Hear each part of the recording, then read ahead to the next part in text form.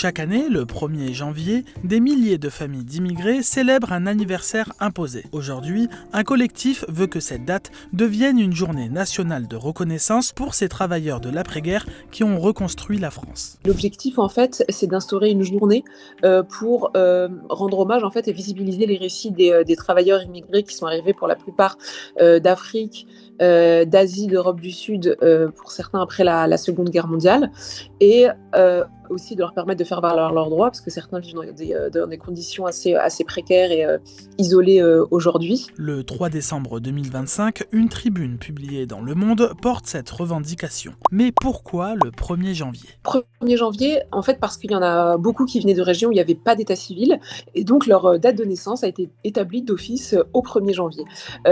Ça va, avec le temps, il y en a qui ont désormais le 31 décembre aussi, mais voilà, et donc il y a beaucoup de gens, quel que soit leur pays d'origine, qui ont cette date de 1er janvier, donc c'est entre guillemets un signe de reconnaissance mutuelle pour ces gens-là. Reprenons.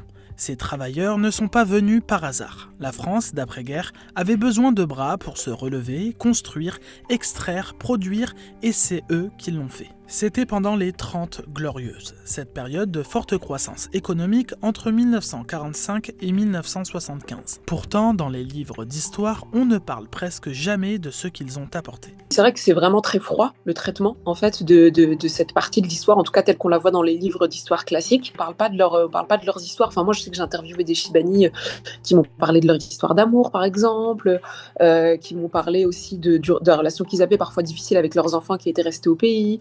En fait, toutes ces choses-là, il y en a pour certains, ils ont construit des vies entre les deux rives, en fait, et c'est des vies brisées, c'est des vies complètement explosées, des récits familiaux qui sont difficiles.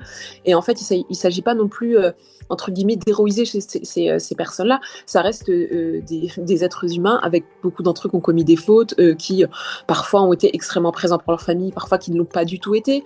Mais en fait, c'est pas le sujet. En fait, la question, c'est ce que fait la migration et ce que fait l'exil.